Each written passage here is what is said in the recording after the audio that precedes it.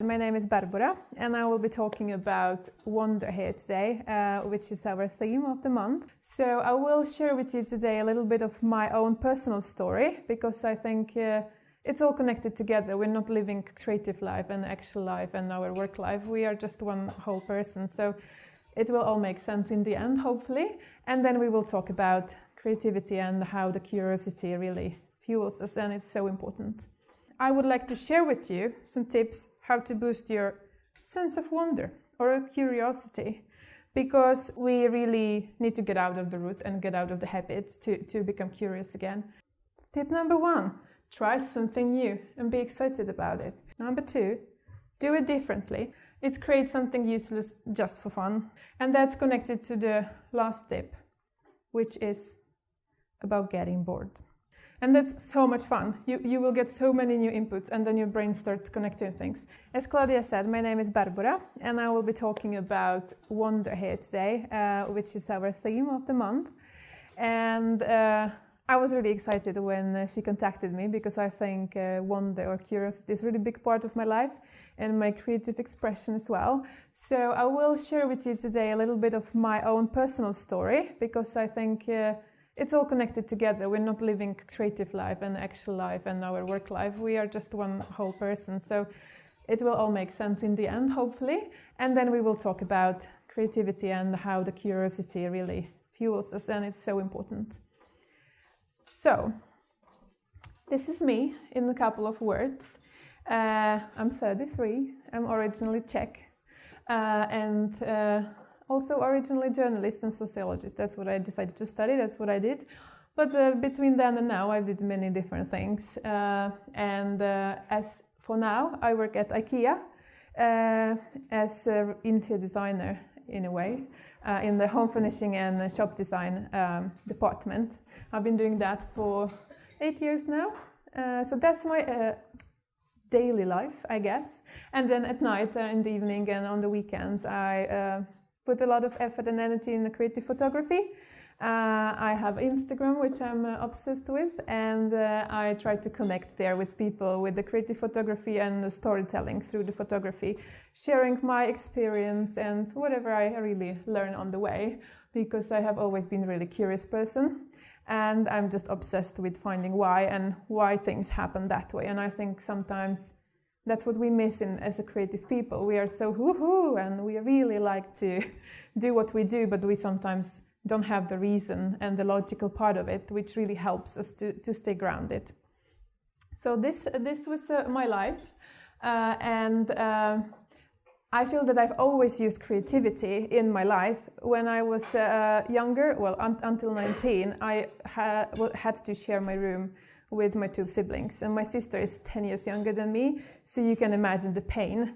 And I think that's where my interior designer passion and skills come from, because I was spending so much time to move the furniture around to figure out how can we live 3 siblings, 1 brother and 1 10 years younger sister together in one room. And then when I was younger, we also didn't have enough money. We were quite a poor family. It wasn't any tragedy, it was quite all right. But we often have to shop second-hand clothes, and that wasn't really cool in the 90s, you know, that was quite of a loser situation. But then I started to be really passionate about the fashion and sustainable fashion, as it's cool now. And I started to sew and fix my clothes and wear it inside out, and really try to fit in and figure out how can I make the best out of it using my creativity. And then about 5 years ago, actually almost exactly, I moved to Norway, and it's really changed my life in a good way today, but it was a really hard journey. I moved here because of the man, of course, as we do, but it turned out he wasn't really great, he wasn't very great, and I ended up being in quite a mentally abusive relationship. It wasn't any dramatic, there are much worse cases, but he was really telling me what to wear and who to be friends with, and I wasn't allowed to be friends with any man, and I had to delete my Facebook, all these kind of things. And then he was slowly trying to shape me in the person he wanted me to be. And before, I would never imagine that's going to happen to me, because I feel like I'm quite a strong person, but he had really good techniques to get into you, you know. And I was very vulnerable in that time, because I moved to another country with one luggage. I got rid of my apartment, sold all my things, moved here. And then once I moved, everything changed, and he became, well, as I said, not a very great person. But luckily enough, with help of my best friend and psychologist, I realized it's not me, it's him actually. And I managed to move out. So after 3 years, I packed my stuff and moved away. But unfortunately, I ended up a little bit like this person on the picture. I really felt like an empty person, because he was systematically trying to put his ideas and his visions of me in me, that when I moved out, I had no idea who I was. It was a really difficult time. I couldn't really decide what I want for lunch or what I want to wear, because I just didn't know. I didn't know, is it me or is it still he in my head telling me what to do? And that's when I started to tap into my creativity again and start to express myself through photography and try to figure out through the creative process, who am I as a person? So the creativity really helped me as a tool, and you can see that creativity is used a lot as a form of therapy, because it really helps you connect with yourself and find yourself in the process. And that's when I started to be really obsessed with creativity and creative process, because I wanted to understand more and I wanted to learn and I wanted to kind of help myself. It's really a self-help therapy. And when we look at the definition of creativity, it's a process where we create something new and something valuable. That's the basic definition, right? And then we can have a discussion about what something new means and what valuable means, right? Different people have different opinions. In my opinion, valuable and new means only the fact that you are the person doing it. Because if you don't do it, it's not going to exist, right? It can be kind of really the same thing, but it's done by you. So it's always original and it's valuable in a way, because you can always connect with someone. And the scientists were trying to explore and really figure out, what is the creativity? How do you know that someone is or isn't creative? You know, they wanted to try to put us in the Excel sheet and tick the boxes and say, yeah, she's creative and he isn't. And there are some qualities they figured out that all the creative people have in common. One of them being problem solving, open mind or open thinking, flexible thinking, and some kind of curiosity. But if you really think about it, that's nothing special or artistic, or it's just kind of a human nature, right? We are curious and we are creative and we have to solve the problems. And that made me realize that creativity is just a tool. It's nothing amazing or special. It's nothing which one person can do and another person can't do. It's really a tool of us to figuring out problems in another way, figuring out our life, or trying to really walk on our path. So if you ask me, I think creativity is for everybody, and that's why I love it so much, because it's really inclusive, it's really accessible. Everyone can be creative, and I know, you know, when we grow up and the society puts all the pressure on us and all the ideas, we think that this person who has been painting since she was 3 years old is creative, but we are not creative. We just have a regular job and we just do regular things. We are not really creative, but that's just a lie. That's just a lie we are told to, and that makes creativity or creative life feel so exclusive, and I just really don't like that. I don't think that's the case. My boyfriend is an electrician, and he thinks he's creative. He's creative at his work because he has to figure out how to connect things so it looks good and it works. And that's the definition of creative thinking. So I really believe that all of us are creative, because if you think about creating something new and valuable, it might just mean that you cook dinner without a recipe, right? It's something new, it hadn't been here before, and it's really valuable because you're not hungry and you are going to eat something great. And that's creativity in the simplest sense. And the only thing we need to be creative is the curiosity, to really want to think about, oh, how could I do this in a different way, right? And I wonder, therefore I am, is my take on, I think, therefore I am, because wonder is defined as curiosity, as the willingness or as an interest to learn something new and to find out something new. And as Albert Einstein said, he said a lot of things, maybe it's a lie, but I just like the quote itself. He said that once you lose the sense of wonder, you are pretty much dead, because you lose the spark in your eyes and you just become this, robotic person. Of course, he didn't say that exactly, but that's how I interpret it, because the wonder keeps us evolving and developing. And when we are born, when we start learning and start walking and talking, wondering is the only thing we do. We're asking why 7,500 times a day. That's the only thing toddlers do. Why? Why is this? And why is that? And why is this happening? And we are so curious about everything. We don't have any fear. We don't have any worries. We don't have any burden of society and the patterns and all the other things on us. We're just curious, and it's the purest form of creativity. If you look at the art toddlers create, it's amazing. They just don't care. They paint blue people and, pink trees, and everything is just fantastic. And then we grow up and we start thinking, what should we do instead of what could we do, or what would we like to do? We don't want to be the weirdo who is asking the weird questions and who is questioning everything. We want to belong. We want to be part of something, right? Not all of us, but most of us. And it's very natural, because in the past, I mean thousands of years ago, that was the only thing which would keep us alive. We had to belong to the group or to tribe, because if we wouldn't, you couldn't survive alone. You would be eaten or you would starve, because the tasks were divided and everyone had their own role in the society. So the belonging was really survival in a way.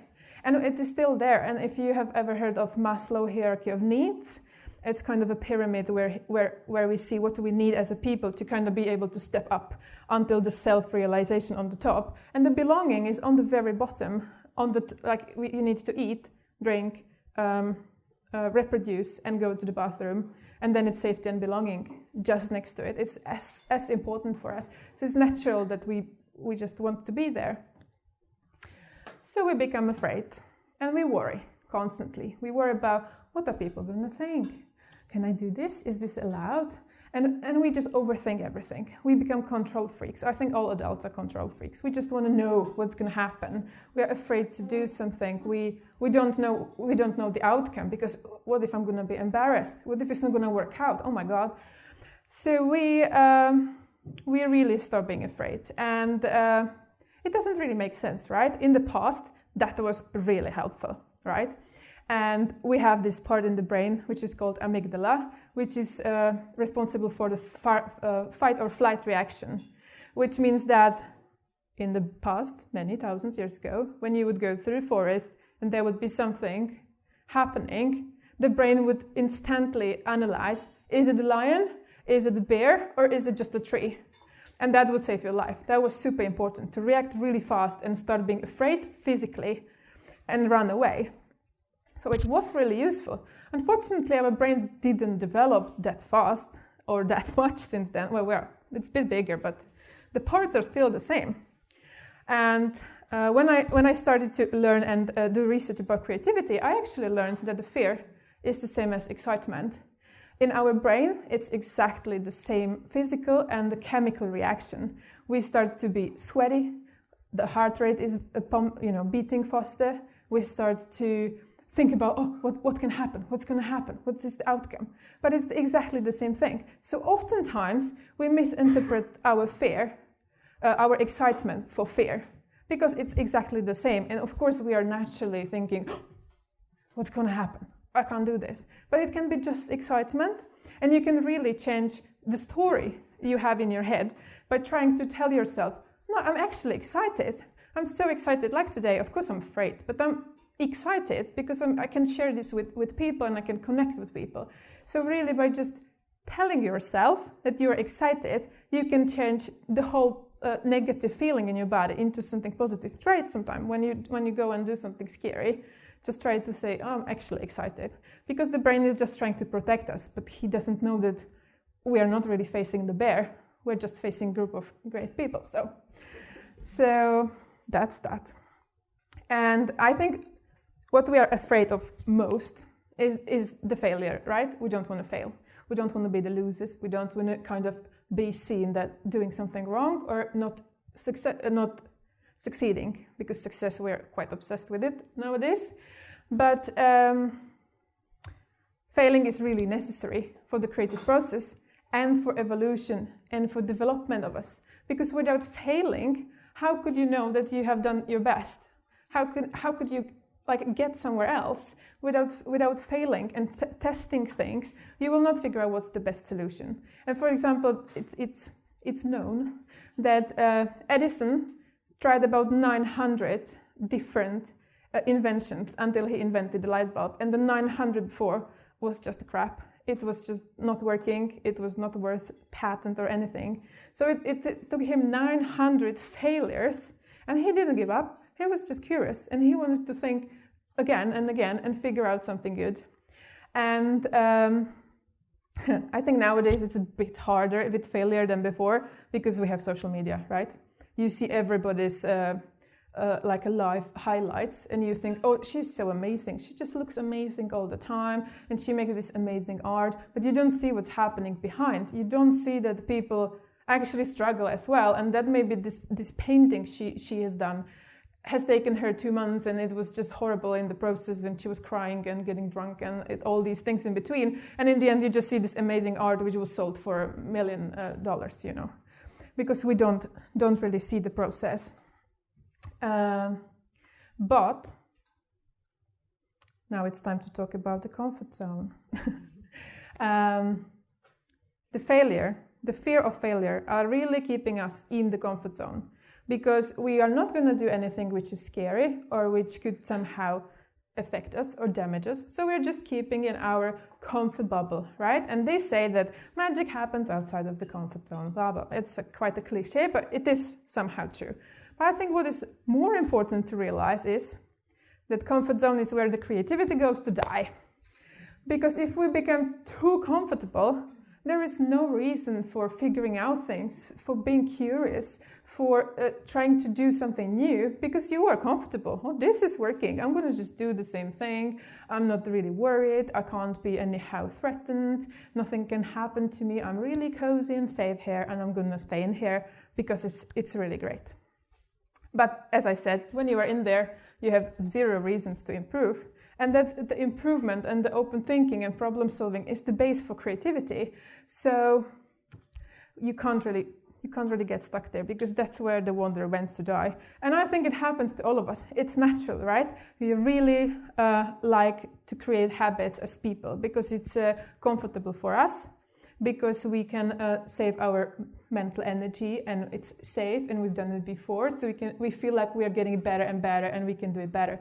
But at some point you reach the ceiling, and then you're not getting any better. But it's comfortable, so you're gonna stay. And maybe you don't like your job, right? But it's a good pay, and it's not so bad. So I'm gonna just stay 1 more year and 5 years, and then you retire, and you are like, what the hell happened, right? So.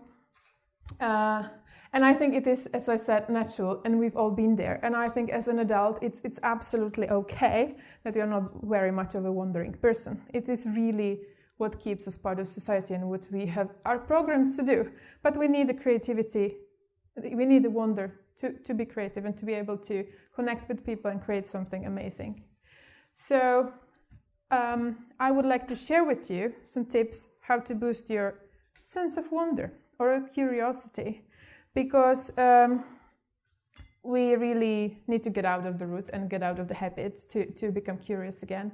And I myself struggle with it sometimes, because it's scary to go out of your comfort zone and to try something else, because you will suck, right? You will not be great there. We want to be great. And once you get out there, you will suck. And what's really scary as well, that's once you get out of your comfort zone, you can't go back anymore. Because you've already been out there. You know, it's like this myth about the golden fish, that the golden fish only grows into the size of the bowl, and it doesn't grow bigger. But once you remove the fish, she can't go back, because she's going to grow out the bowl. And that's the same for us. So that's another reason why we often don't want to step out of the comfort zone, because we can't go back, and we are not there yet, and we feel very, very uncomfortable. And we don't like that as a people. But I think we really need to be curious. We need to be curious about people and planet and what we're doing here. And that will really help us to make a difference. So let's get into some tips. Tip number 1, try something new and be excited about it. It's really fun, okay? I started to knit last year. Wasn't that great at the beginning, okay? Because you just really suck. You don't really know what you're doing. But I learned that even though I'm very overthinking, perfectionist person, normally, picking up something new, which is absolutely irrelevant to my job or to my side hustle or to what I do, is a really great way to reconnect with this childish wonder to be curious again and to be excited and to don't mind that it's gonna go wrong, because you don't have any expectations, right? When I started to knit, I didn't know how to do it. I didn't have to do it. There was no one expecting me to learn it fast or to do it this way. No one was waiting for me. So I could just fail and no one would know, and it was fun. So one of the ways how to connect with your curiosity again is really to try something new. And I would very much encourage you to try something which is absolutely irrelevant, because as much as disconnected you are from it, more it will be efficient for you to really fuel the curiosity. Because once it's connected to us and to what we do, it becomes very personal, and it's really difficult to get rid of all these bad patterns and the expectations. So yes, number 2, do it differently. Habits and routines are great, right? When we develop something, let's say I develop this kind of sweater, let's stick with the knitting. And then when I need to produce more sweaters, the habit and the routine is fantastic. It makes us more productive, it makes everything easier, it makes us save our mental energy, because we don't have to think everything over again and again. We already know how to do it, so we just produce.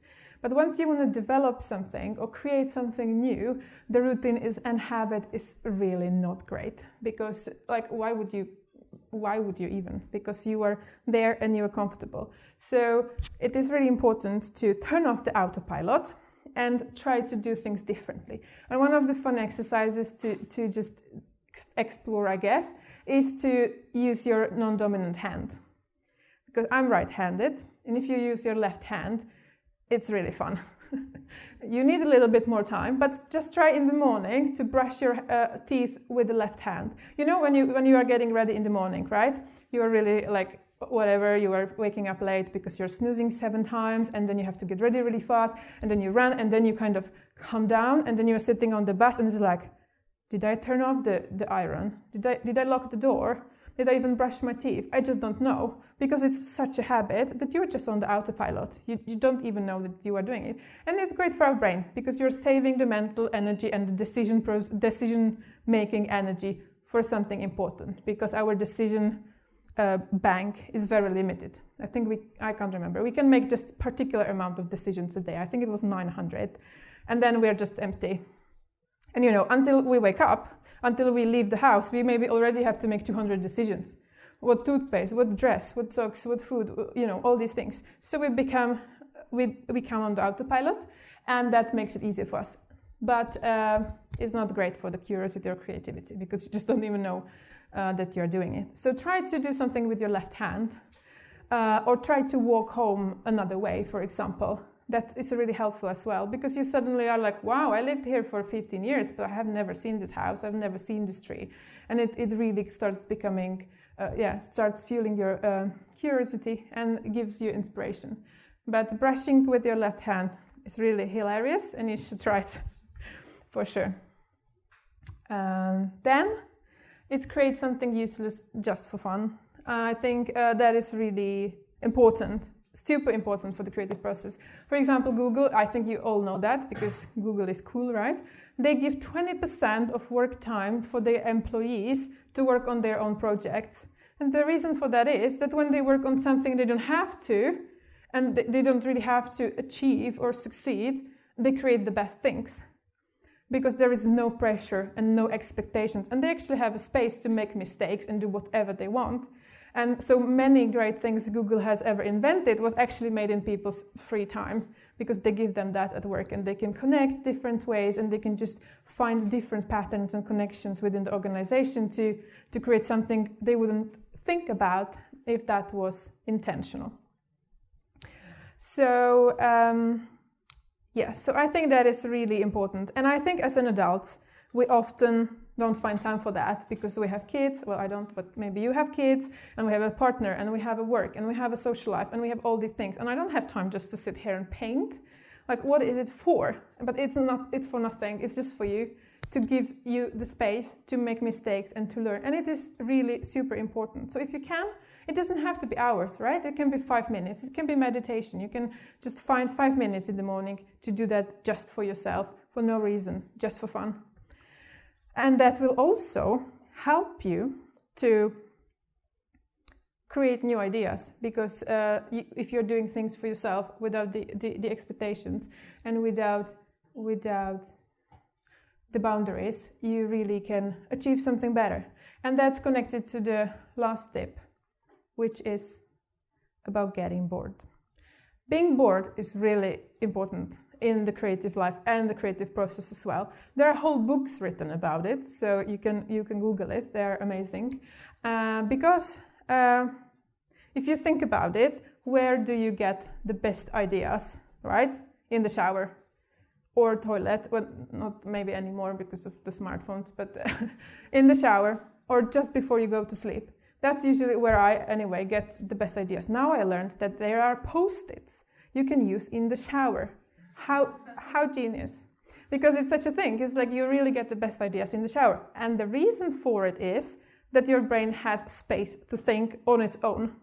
Because when we are thinking intentionally and we are trying to figure things out, the brain doesn't have a space to process all the information. It doesn't have a space to connect the dots and find the new connections and the solutions, because we're just keep feeding it and feeding it. They also think, for example, that dreaming is actually problem solving. They don't know it yet, but that's the newest theory. That when we are dreaming, it's actually our brain connecting the things we have thought about and trying to give us, in a very strange way sometimes, like a solutions for our problems. Because then the brain has space to connect the things. And then when you get bored, you give the brain the space, right? Because sometimes when we sit and we are focused, and now I have to write this novel, so I'm going to sit here because I have to do this and nothing is coming. But once you remove yourself from the environment and just do nothing, or do something, just walk around the town. That's the best way, for example, to do that. Just forget your phone. I know it's really hard. Put it in the pocket maybe. Put it on the airplane mode. Forget your headphones. Forget everything and just walk through the town. Just really be bored, And after a while, you might start enjoying it because you start observing people. It's really fun. People watching, that's also a good idea. Go to the cafe, sit in this, Cafe Brenneriet has a great places for that. You sit in the window and you just watch people. And that's so much fun. You will get so many new inputs, and then your brain starts connecting things. And I really recommend to have a notebook with you when you are bored, or special post-its in the shower, because you will really get the best ideas in there, because the brain has finally space to figure out what is it that you are actually trying to achieve with all these things put inside. And I was maybe a little bit fast, but that's all right. And the last thing I want to end up with is that I think the talent is really overrated, and the passion as well. We are being told, follow your passion, quit your job and do these things because you are so passionate about it. And then other people say, no, you can't follow your passion. That's the worst idea. You have to first do this and this and this, and then maybe something's going to happen. But I think it's all very overrated and it puts a lot of pressure on us, because it's like, okay, but I haven't really been that child who has been playing piano since 3 years old without knowing how to do it, and then I became this amazing person passionate about piano. I just became passionate last week. So I guess I can't do anything. I can't achieve anything because I don't have this passion, you know. I'm not the genius. I'm just a regular person which goes to work, does her thing, and then maybe needs a sweater after. So how can I be really curious and talented? I'm not really talented. But I think the curiosity is the key, because if you're curious, you are really motivated to figure things out, and that can be different topics again. I'm a creative photographer, but I also work at IKEA as interior designer, and then I have to solve different problems. And once you are creative and you really tap into your inner child, let's say, and you allow this creative process to be your tool for solving any problems, it becomes really fun, and you can often figure out unexpected results. Because when you think only logical, you figure out the results which are a bit more linear, right? It's like this and this and this and then this happens. You kind of can almost predict it. But if you use creative thinking, it's more like this, right? You're connecting and you are really using your whole brain, and you are kind of figuring out all the parts in your brain and putting it together and finding out the solution. So I would really encourage you to use the curiosity in your everyday life, because creativity doesn't only mean, as I said, that you are painting amazing painting. It can also mean that you are making a dinner, or you're taking care of your child, or you are getting dressed, or you're figuring out, okay, I'm unemployed, what am I going to do? If you use your creative thinking and really be curious about, you know, okay, what is it that I can do then? This is what I know, and this is what I know, and this is what I know. Maybe I can connect it. Maybe I can make my own job. I mean, we are in 2019. That's what most of the people do. So I think that's really the key. And then with the curiosity comes kindness and compassion and really interest into people and into what's happening, because you want to make a difference, right? You want to figure out how could you bring something which is in your head into the world, because it can change something. And it doesn't mean that you have to be president or you have to be Greta Thunberg.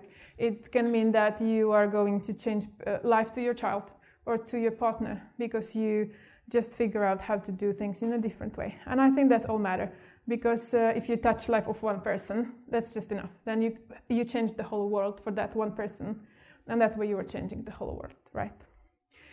So that was actually that.